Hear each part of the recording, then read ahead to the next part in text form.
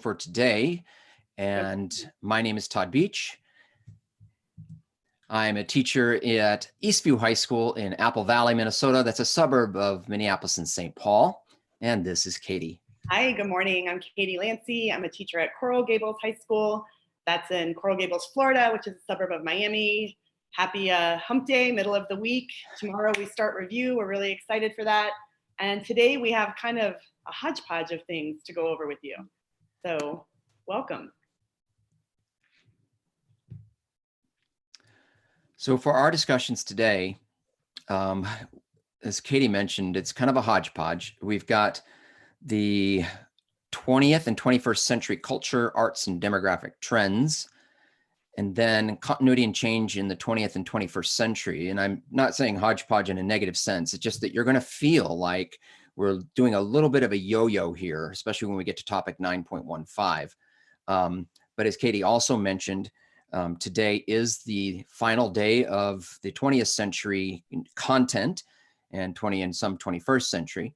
And tomorrow then, Thursday, we will begin review. And so we'll be swinging all the way back to the Renaissance on Thursday. So our objectives today to explain how and why European culture changed from the period following World War II to the present, explain how the challenges of the 20th century influenced what it means to be European, some of the skill development working on today. Skill 1 is development and processes. Skill 2 is sourcing and situation. Skill 4, contextualization. Our reasoning development is continuity and change over time. And so today is actually a very good example of that, because we're going to go back and then come forward and we're going to ask what did change and what stayed the same.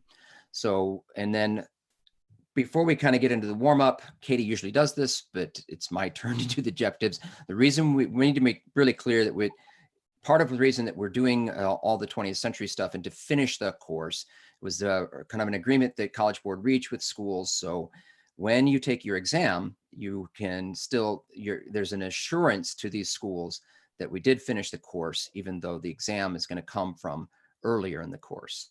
Okay, so here we start with the warm up. That's great, Todd. And I know that everyone's looking forward to review. We are going to have 3.5 weeks of review, and then hopefully you're going to have another 2 weeks to review on your own or with your own teacher. So I think we have a lot of time for you guys to really practice these skills and get ready for the DBQ that we are going to see on May 13th.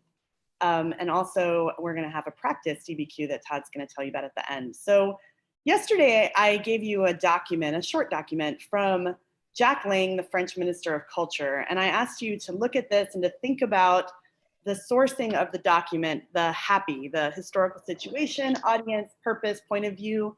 And then the why, I just want to take a minute and talk about the fact that relating whatever you say in the HAPP or whatever acronym your teacher might use to talk about sourcing in primary sources, to make sure that you're doing some level of why and explanation as to why this is important, why this matters, why this changes or promotes the argument that you're making as you're using these sources as support and evidence for an argument.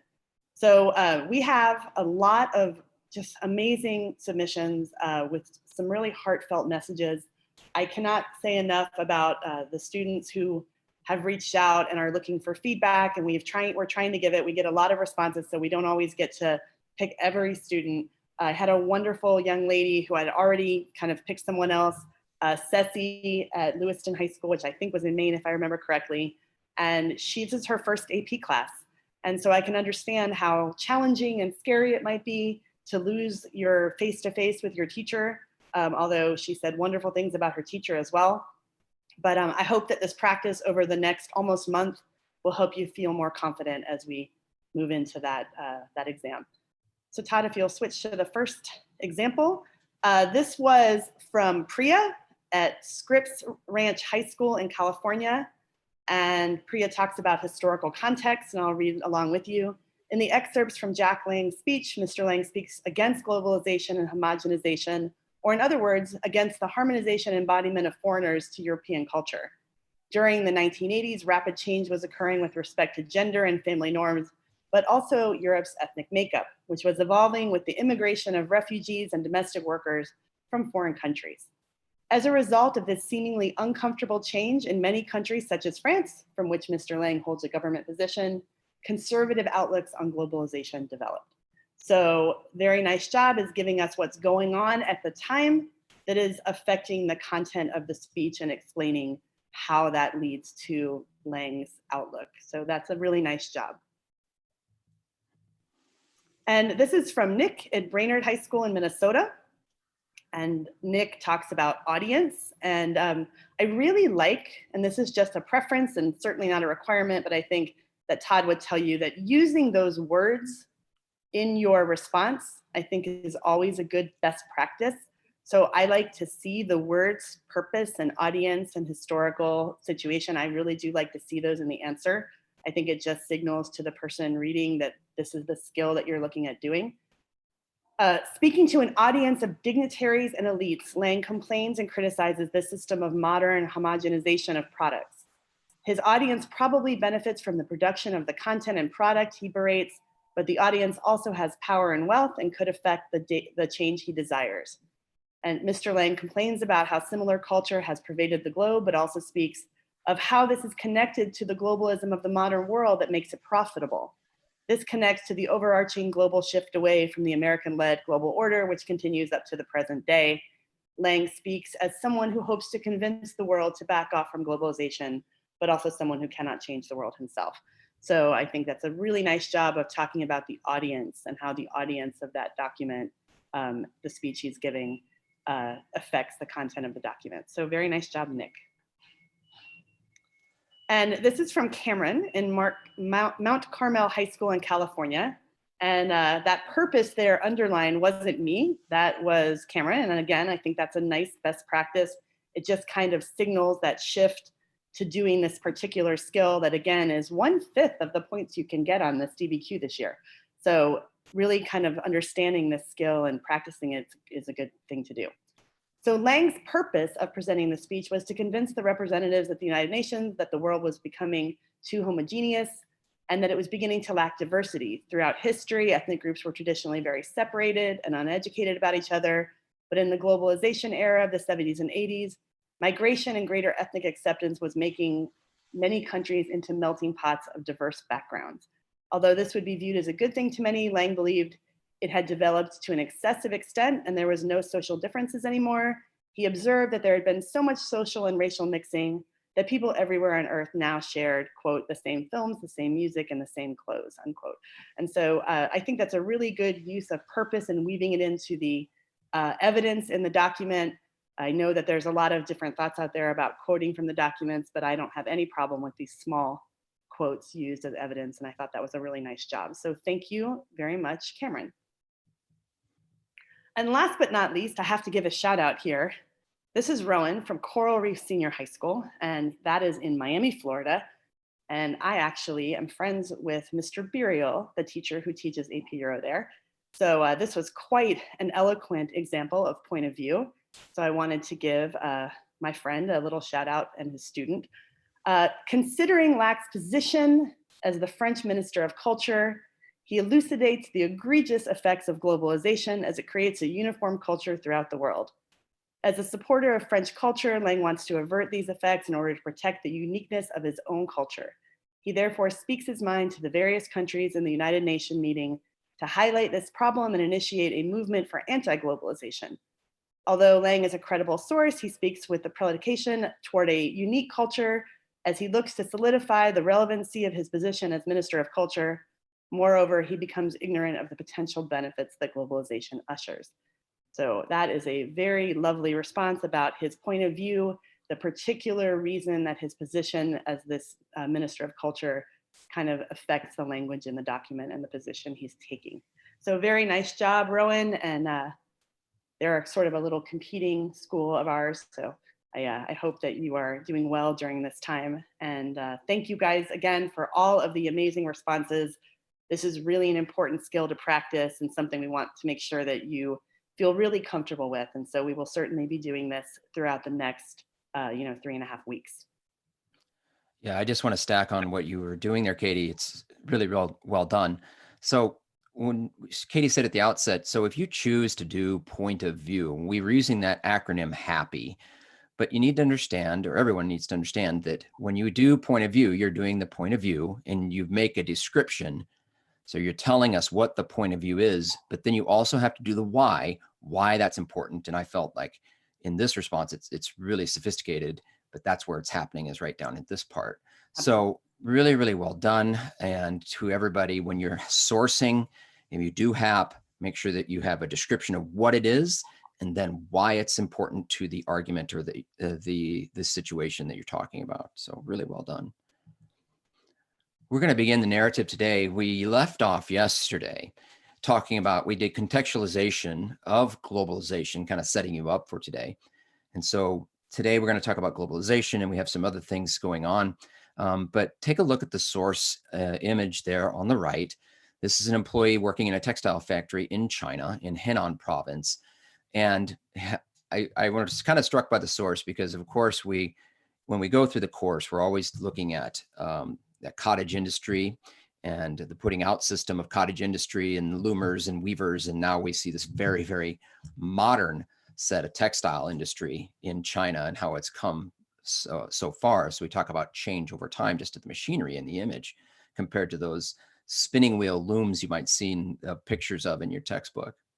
So talking about globalization in the A paragraph, globalization transforms the lives of millions of people as the technological changes associated with post-industrial society remade workplaces and lifestyles around the world. So as we're thinking about globalization, the question that historians will ask in the future is evaluate whether globalization served as a transformative or destructive force in early 21st century European society. So I feel like we're probably still, as a society, a little too close to this, but perhaps historians are already doing this. Perhaps they are already trying to evaluate whether globalization is transformative or destructive.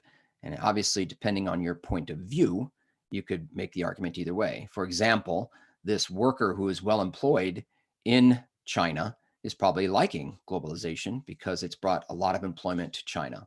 Take a look at B, the low labor costs in neo-industrializing world, the former East Bloc, Latin America, East Asia, encourages corporations to outsource labor-intensive manufacturing jobs to these regions.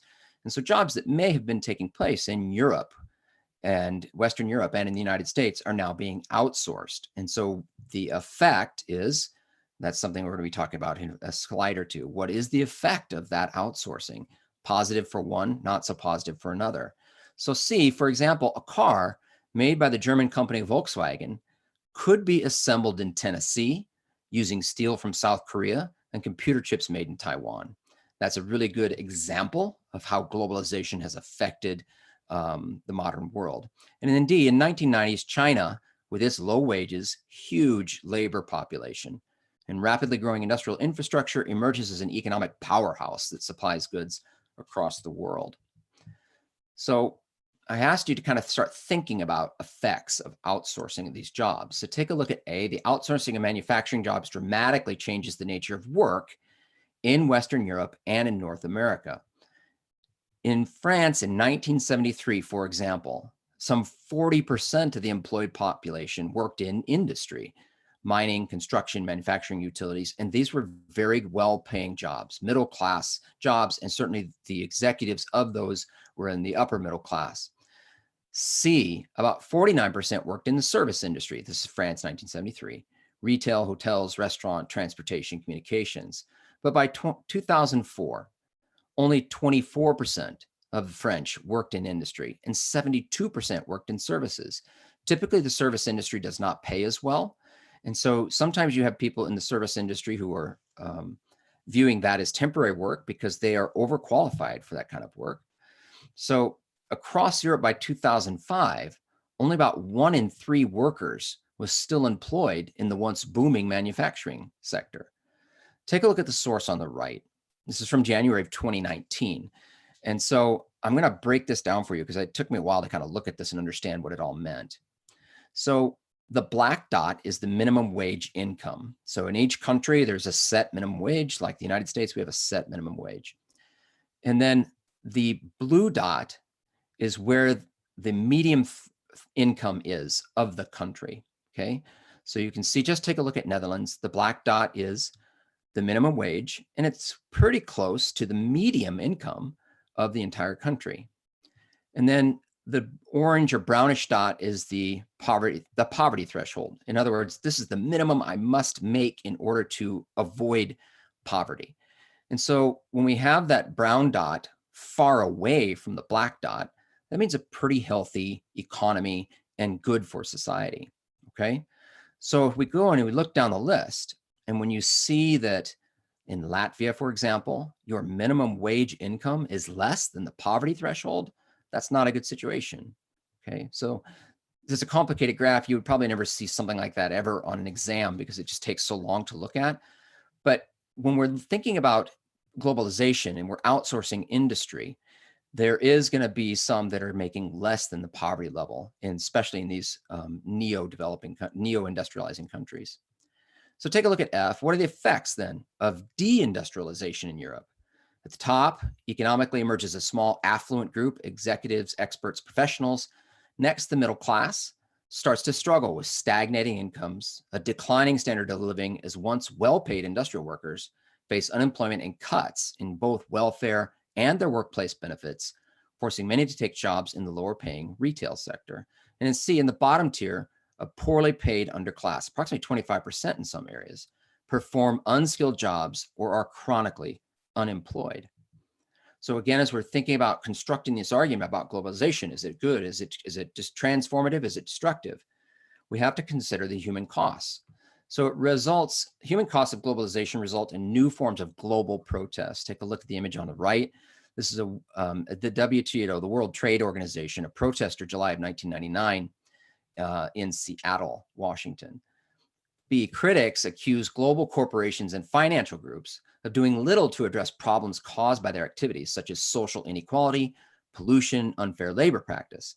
And C, the general tone of the anti-globalization movement was captured at the 99 meeting of the WTO in Seattle. Tens of thousands of protesters from around the world marched in the streets and disrupted the meeting.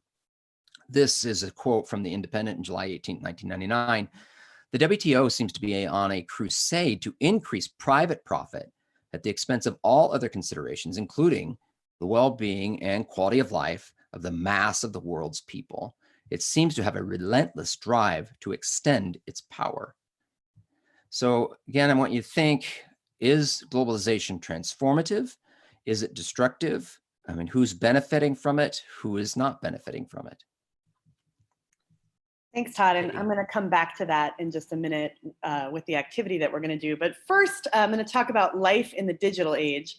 And I hope you'll forgive, I had fun with the visuals on this one. If you take a look on the right, I don't know if you're watching this Netflix series, Todd, but there is— I'm not, but some of my friends keep texting me about it. There is Joe Exotic on the I'm sure #1 series on Netflix right now. I got through a couple of episodes. It's just bizarre. It's also, of course, there's a lot of South Florida connections, as everything weird in this country seems to have. But let's talk about life in the digital age. So we have new communication and transportation technologies that are multiplying the connections across space and time and transforming daily life. We are living in this moment right now more than ever before in my lifetime. But, and I have seen, and Todd has seen, so many changes in this. We have the growing information technology that's a part of globalization. It's going to change communication, commerce, and politics. And the internet will grow in scope and become essential to global daily interactions. So remember, we're going back in time and bringing it forward to kind of show these changes. I know that most of our students don't recognize that these are changes. They've grown up with this, but certainly in my lifetime, these are significant changes. We also have the transformation of leisure time because of the digital age. We have digital technologies such as DVDs, which I think are going away now, right? And they're giving way to streaming video, which allows people to watch entertainment on computers and smartphones. And theirs, of course, is our reference to Netflix, which starts in the United States and then enters the European media market in 2014. So we really see the transformation that digital communications and technology has made here. So if you want to go to the next slide, and we'll talk about the visual on the right, I'm pretty sure that everyone that's watching this live stream knows what this visual is. And there's a moment when we talk about teleconferencing as something new and innovative and in the future. And of course, I think we're all doing that on a daily basis at this point. So for A, we have digitalization transforming communication. The cell phone is going to evolve into a smartphone. You know, I thought about it, I would have put a picture of the first cell phone, you know, that huge brick that first existed, that when it first came out, and now everyone can just sort of stick it in their back pocket. But it will completely change how people correspond with one another. We had the emergence of email, texting, Facebook. My students laugh at me for Facebook, but they'll all use it when they get to college. They don't believe me about that, but Twitter, and that's going to replace pen and paper communications. We're going to see people starting to use teleconferencing to communicate. And I do think that that is a trend that's probably here to stay after this very weird time in our history. The internet will transform commerce, right? Online shopping becomes a thing. Shopping will become increasingly popular. It's used for all kinds of goods, from clothing to groceries, and books and music will become digital. So we'll have different platforms and competing platforms that emerge for that. And that really totally transforms the printing and the music industries. I know one of the things that's happening in Miami is our newspaper is only going to be printed during the weekends moving forward. So this very long time Miami Herald is changing what it's doing with printing. So we're going to see the complete transformation of the printing and music industries. And then of course, with this increased use with the internet, we have questions that emerge about privacy. I think if we're looking at that visual on the right with Zoom, that's certainly come up in this moment of people using Zoom. And we're going to see government regulations about privacy being created. And actually Europe is very stringent with its privacy laws, much more so than what we have here. And there's implications for all of this new digital stuff that's happening. We're going to see, besides internet security, we're going to see political implications. So there's things like WikiLeaks and Snowden and the things that are happening there. And then to talk about politically, even the movement like Arab Spring, where protests were mobilized via social media and locations were shared, and that was their communication tool, even so where countries were cutting off the access to that social media to try to stop that. So we have total transformation when we talk about change over time. I do recognize that our students don't always see that change over time, but certainly that is significant change over time that digitalization has caused. Thanks, Katie. I want to acknowledge that the course and exam description does not have anything about an illustrative example about Vladimir Putin. However, where we left off was the dissolution the other day of the Soviet Union. And I felt like we really kind of need to complete the story as best we can to talk about the change over time, talk about where Russia was from the revolution of 1917 and then to where Russia is present day. So we'll talk about the Russian revival under Vladimir Putin. Take a look at the source on the right. Putin at the G8 summit meeting, June 8th of 2007. The G8 are when you have leaders of the top 8 economic countries, Germany, France, Britain, Italy, Canada, Japan, Russia, and the United States, come together for a 3-day meeting to discuss topics on climate and aid for African countries. So the G8 of these Western governments. So Vladimir Putin's first elected president as Yeltsin's successor in 2000. He won a re-election in 2004. So he served 8 years, and then he spent 4 years as the prime minister. And the Constitution is written in such a way that he can come back. And so he's been serving as the president since 2012. So as we think about that, I mean, how that's certainly different than American presidency, which has a limit, a term limit, but there are not these kinds of limits with Russia under Putin. B, Putin is a former officer in the secret police from the communist era. He has maintained relatively liberal economic policies because he's recognized that that was one of the failures of the communist rule. But he's reestablished semi-authoritarian rule. And C, the combination of autocratic policies and economic reform, aided greatly by high world oil prices for oil and natural gas. Those are two of Russia's leading exports. In 2008, then Russia, like many countries, went through recession. There was a stock market collapse. they initiated a $2,000 billion rescue plan. The government or the economy starts to return to modest growth in 2010. A similar story occurred in the United States at the time. But his domestic policies have been pretty popular. Housing, education, healthcare significantly improved living standards for everyday Russians. And then take a look at the source on the right. So one of the criticisms about this is that Putin's Russia is that it starts to look a lot like what Russia felt like under Soviet rule. So we could do some what are similar, what are different from Soviet rule to Putin rule. That would be a neat essay, actually, a good comparison. The source on the right, Russian human rights activists placed flowers at a portrait of a slain Russian journalist, Anna Politskoya, I think, in Moscow, October 7th, 2009, during a rally on the 3rd anniversary of her death at the hands of an unknown gunman. 3 years after killing of journalists, her supporters held demonstration in her memory with the assassin and mastermind of the murder still at large. The sign reads, "Putin, we remember your cynicism." So journalists have been rather critical of Putin, but journalists have also mysteriously gotten ill. And in this case, this journalist that didn't seem to have any enemies other than Putin was murdered. So in A, Putin has championed anti-Western form of Russian nationalism. He regularly challenges the US and NATO's foreign policy goals. The Russian president centralized power in the Kremlin, increased military spending, and expanded the secret police. So if we were doing a similarity between Putin's Russia and Soviet Russia, B is a similarity for sure. In C, Putin's government moved decisively to limit political opposition. Although Russia's constitution guarantees freedom of the press, the government cracked down on the independent media. And so that could also be considered a similarity. D, Putin's government has used a variety of tactics to promote his pro-business agenda while also intimidating journalists who are critical of his rule. I mentioned the murder of Anna, the prominent critic of that. There are also human rights abuses, and its war against Chechnya have reinforced Western worries that the country was returning to its Soviet-style press censorship. And then finally, E, most recently, Russia has been explicitly tied to interference in US elections 2016, corroborated by several foreign intelligence sources, as well as the US intelligence sources. So this has been Russia's survival under Putin.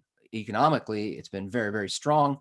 But we're looking at some of these other aspects of Putin's Russia, rather, that seem eerily similar, I guess, if I can use that language, to what the Soviet-style tactics were. I would use that language. Okay, so back to what we were talking about at the beginning of the lesson with globalization. I have a couple sources here, and I want to talk about skill 3C, which is comparing the arguments or main ideas of two sources. Something, of course, you're going to be doing when you do the document-based question. And this time I'm kind of looking at two somewhat different sources. And this is all going to tie in at the end to what you're going to do for your homework today. So let's just read this. This is from the Associated Press, June 20th, 2001. When an American calls a toll-free number in the United States to report a broken appliance or complain about the wrong sweater ordered from a catalog, the call is often routed through fast fiber optic cables to a call center in India. International call centers based in India will generate $8 billion in revenue by 2008, says NASSCOM, a technology industry trade group in India. Growth is accelerating as globalization and government deregulation expand telecommunications in India and lower its cost. The potential is unlimited, says the founder and chief executive of 24/7customer.com, a customer service center in Bangalore whose American clients include websites AltaVista and Shutterfly.com. Anticipating more business, the company's supermarket-sized call center is filled with dark screen PCs and dwarfs its 300 employees. So here we're looking at globalization, and they're talking about the argument that it's going to generate $8 billion in revenue. So as we're talking about transforming, that certainly seems like that would be something positive for India in this generation. But if you now go to the next slide, Todd, we see a political cartoon. And this is from The Economist, and it was created in response to the UN report, World Economic Situation and Prospects for the Developing World in 2002. And we see here a cartoon that has a different story. We see the profits at the top, and it's called Fallout from the New Global Economy. But at the bottom, we see the wages. So, and those are falling, and clearly they're literally falling down and falling off. So as you're thinking about the answer to your homework, I think we should always talk about the fact that when there's prompts, the evidence is going to point us in more than one direction, and that's good that it points us in more than one direction. And so looking at the prompts from multiple sides is actually a really good skill to be thinking about. So we have a visual here again. There's definitely going to be a visual on the exam. One of those 5 documents will be something visual. So to be thinking about that as you're responding to the prompt at the end of the lesson. Thanks, Todd. That's a great visual. I really like that. As we talk, again, you explained it perfectly. Is globalization transformative or destructive? The visual just really points that out. Returning to our narrative. So in 9.15, the very last part of Unit 9, the illustrative examples deal with art and architecture and music, and we did the music and the literature earlier last week, but now we're going to return to the new movements in architecture, and Katie's going to be talking about art. So take a look at the source on the right. You're looking at a picture in Chicago, Illinois, of the Carson Peary Scott department store on 1 State Street in Chicago. It was built in 1889 by the architect Louis H. Sullivan. And you can, I mean, I love the photo because we see the old style cars, people just kind of wandering across the street. We don't seem to have any traffic lights really regulating much. It doesn't appear to me at that point. But the purpose of the image is to look at this architecture of this building. So in A, already in the late 19th century, architects inspired by modernism had begun to transform the physical framework of urban society. So in B, the United States pioneered the new architecture. In the 1890s, the Chicago School of Architects, led by Louis H. Sullivan, used inexpensive steel, reinforced concrete, electric elevators to build these first kind of skyscrapers. And so it's really important that we understand this is a change from the architecture before.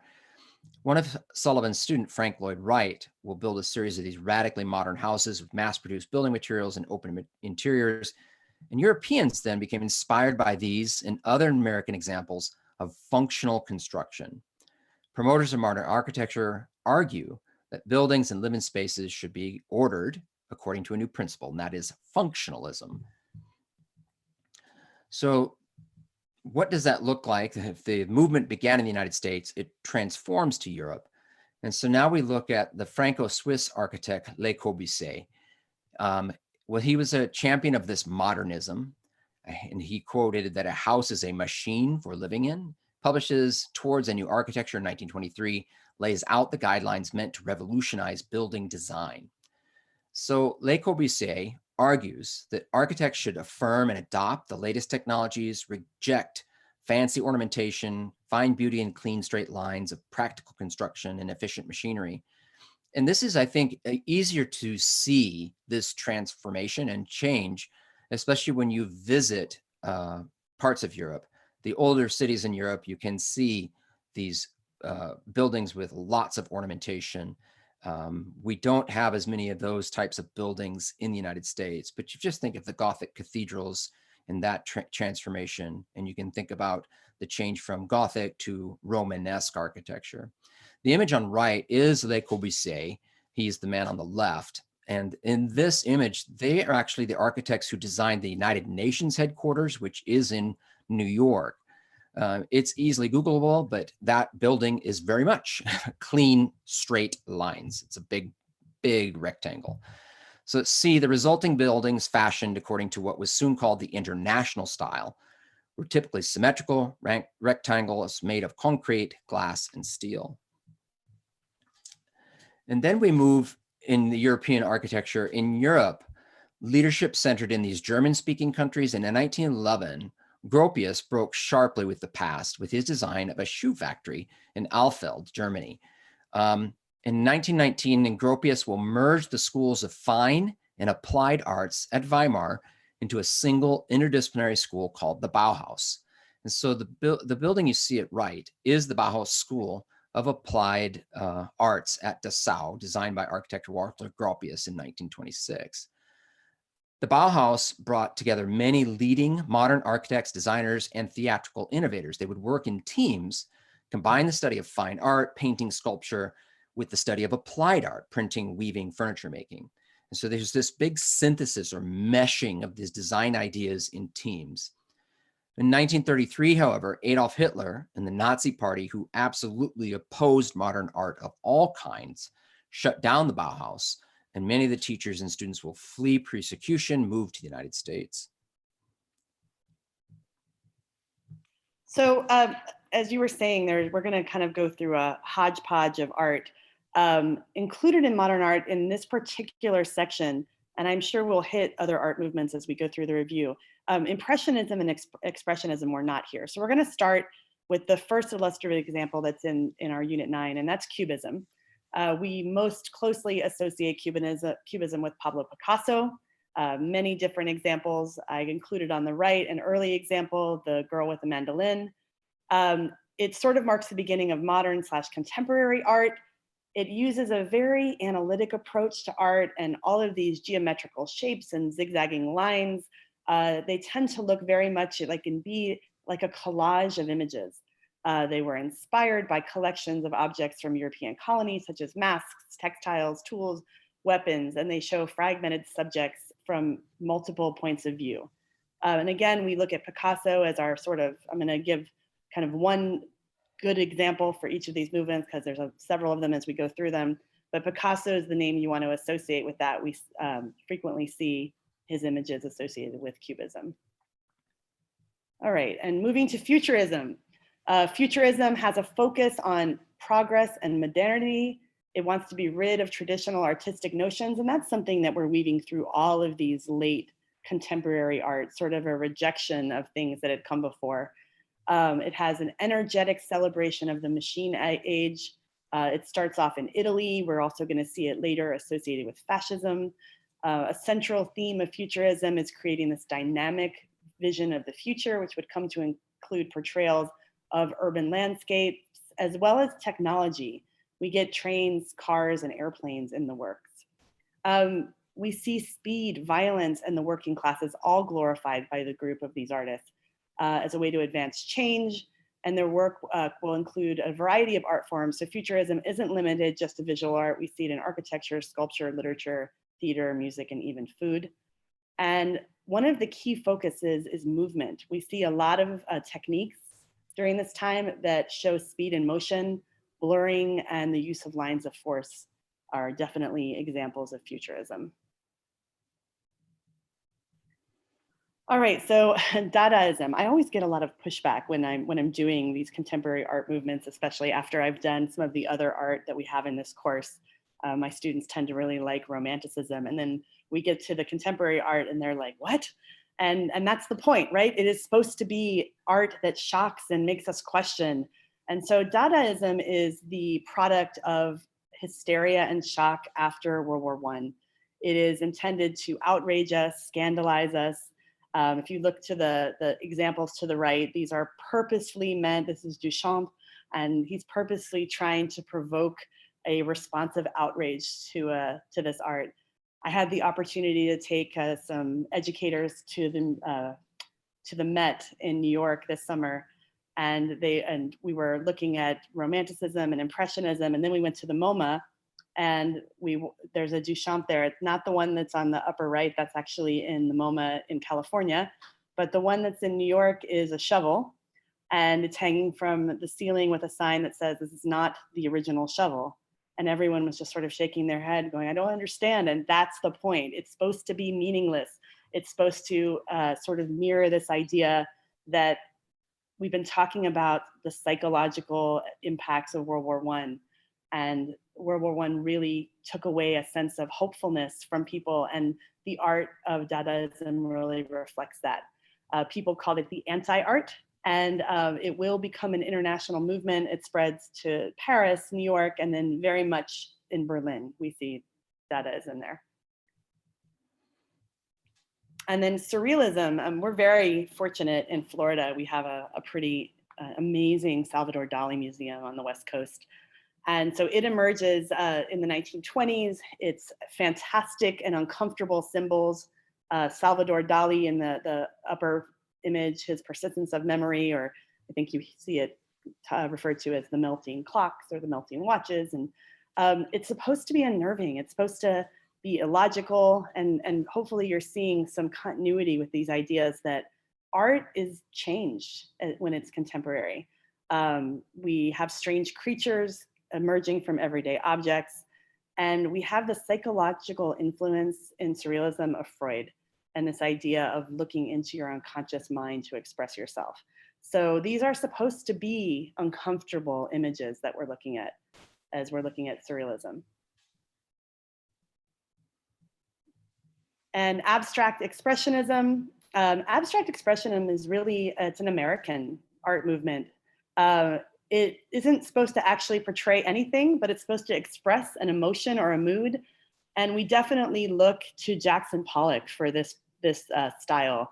He was known for a drip technique of just splashing paint onto immense canvases that were placed on the floor. And you can see an example of this on the right.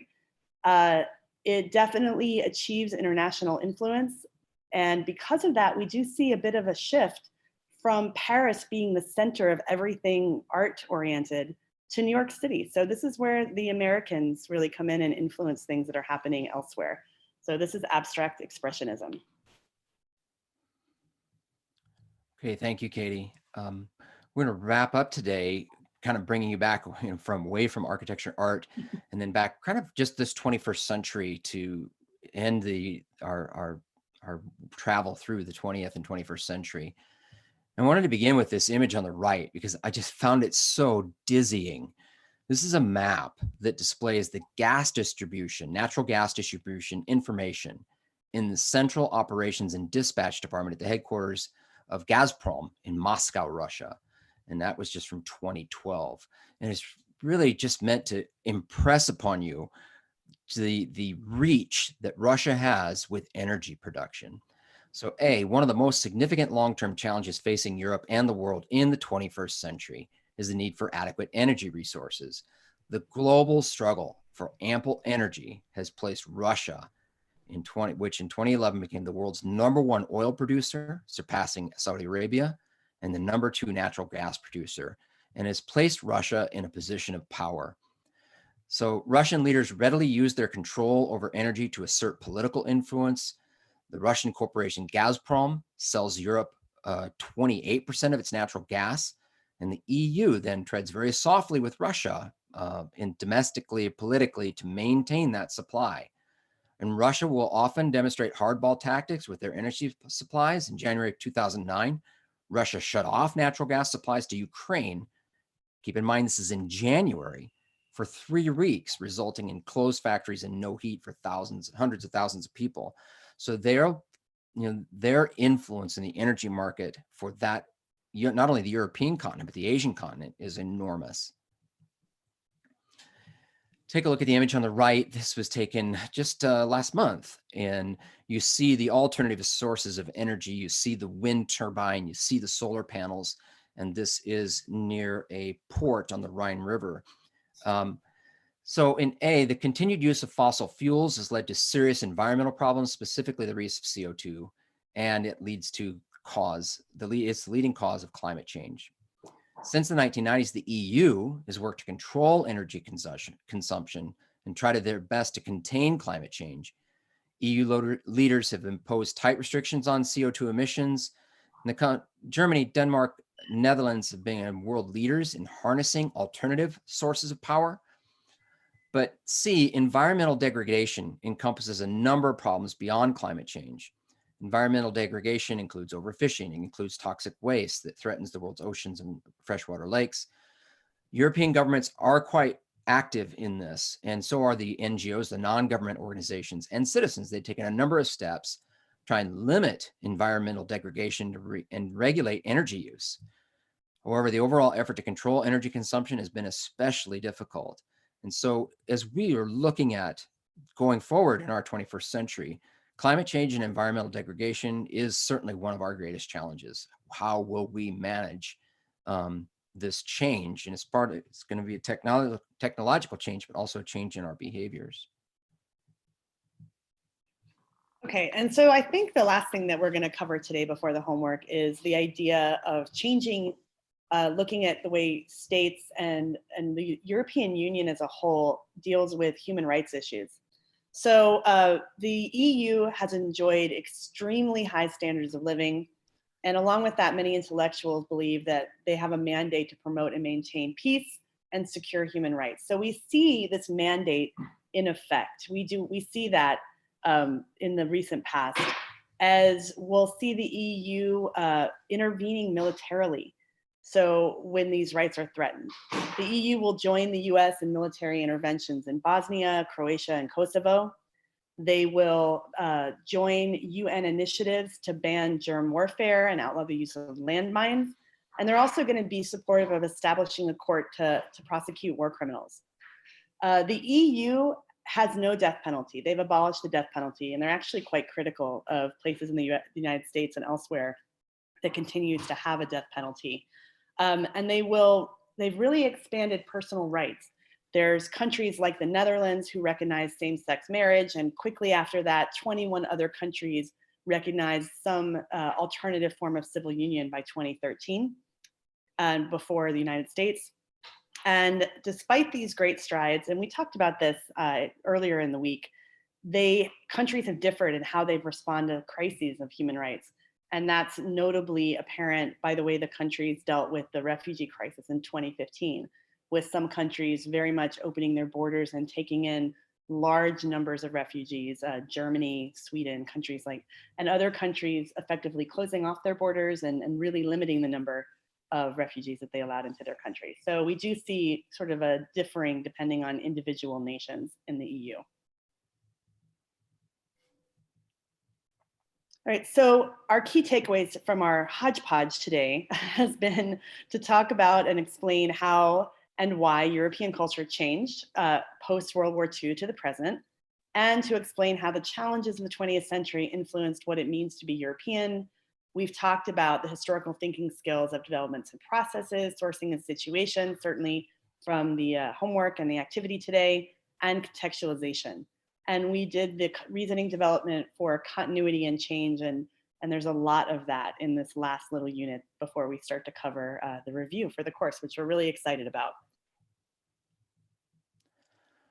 Okay, so just a note, this Friday, we are going to provide a note for students and for the teachers that are paying attention. So this Friday, we're going to provide you with a modified 5-document DBQ from period 1, and we'll have the document available for you to download. We're also going to provide you with kind of a student and teacher friendly rubric that's on one page.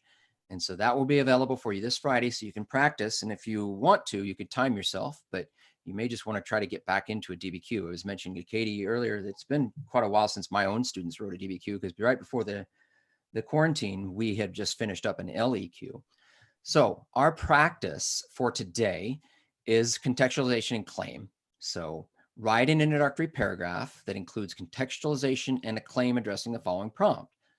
Evaluate whether globalization served as transformative or destructive force in the early 21st century European society. So we want you to submit your responses to that email, apeuro-virtual-learning@gmail.com. Please include your first name, school, and state or country, and we will select some of those for tomorrow's broadcast on the air. One more note from College Board. We know that not all students have access to the internet or a device. We're working on solutions to help students get what they need to show their best work. If you need mobile tools or connectivity, or know someone who does, please reach out to College Board directly at cb.org/tech. Okay, Katie, we made it. We did. We have gotten through the 20th century. We're ready for review. Renaissance tomorrow. Knuckle bump to you. Good job. Right. I also want to mention that besides giving you the homework, we're going to spend a fair bit of time tomorrow, not just giving you a friendly rubric, but talking about the format of what we would like you to be creating as you write the DBQ. We don't want to take for granted. I know there are some teachers out there that they kind of work with primary sources all year, but they throw students into the DBQ in April, and they never got to do that. So we're going to kind of talk about the model for the structure for that, for students who maybe haven't gotten there. So we'll spend a lot of time with that tomorrow. So Yeah, that 45-minute time limit, we're going to need to have a plan for sure. And so well, we're going to help you. And all right. every Friday from here on out, we're going to give you a DBQ. So we'll, you have a period 1 DBQ coming on Friday. And so we hope that you'll be with us. See you guys. Thanks for watching today. Take care. Bye-bye.